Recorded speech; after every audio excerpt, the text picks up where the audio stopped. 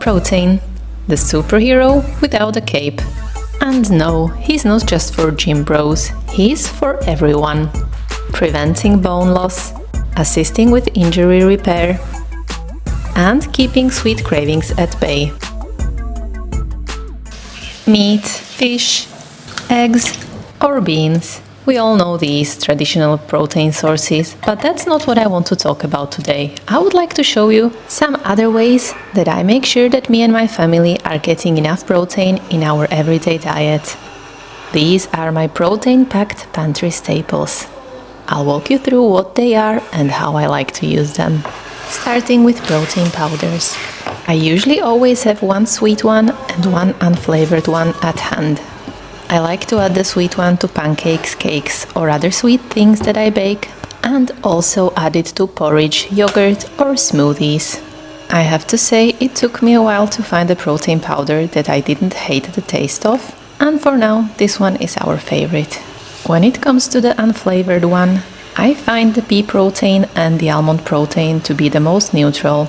I like to use these to replace a part of the flour when baking savory things like crackers, for example. One thing I feel like doesn't get enough credit when it comes to the protein content is seeds. I love adding those to our food. Funny thing is, my kids actually hate seeds.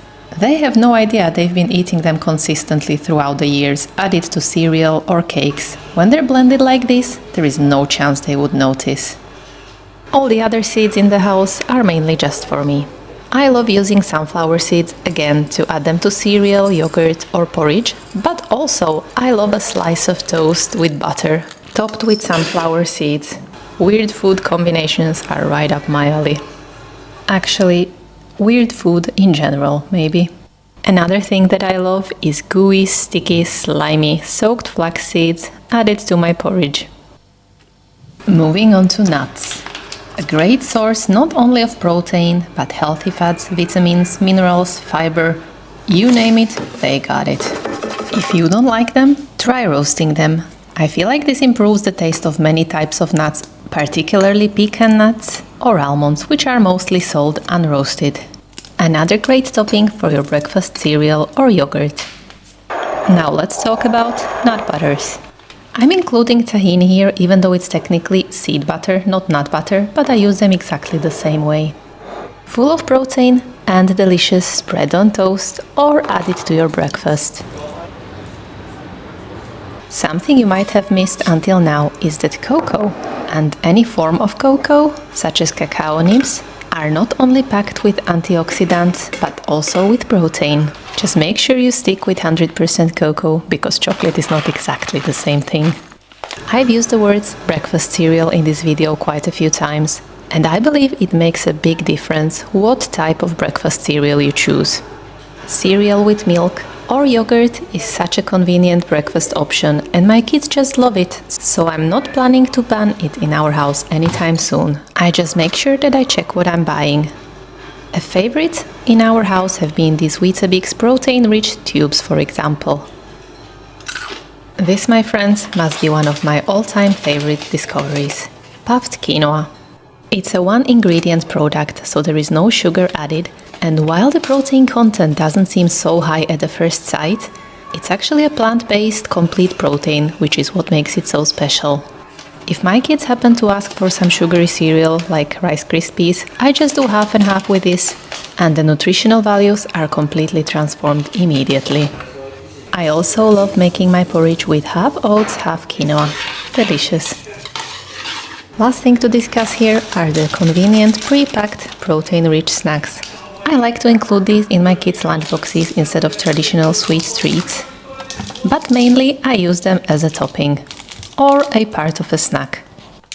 Now that I showed you my pantry staples, let me show you my fridge protein-packed favorites. First of all, the one and only Greek yogurt.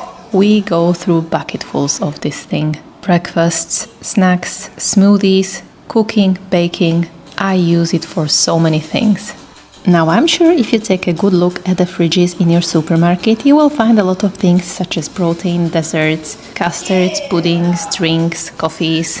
Sometimes these are lifesavers. Same as my powdered bone broth. Sometimes I drink it from a cup as a drink, if it's mealtime and I'm not exactly hungry enough for a proper meal.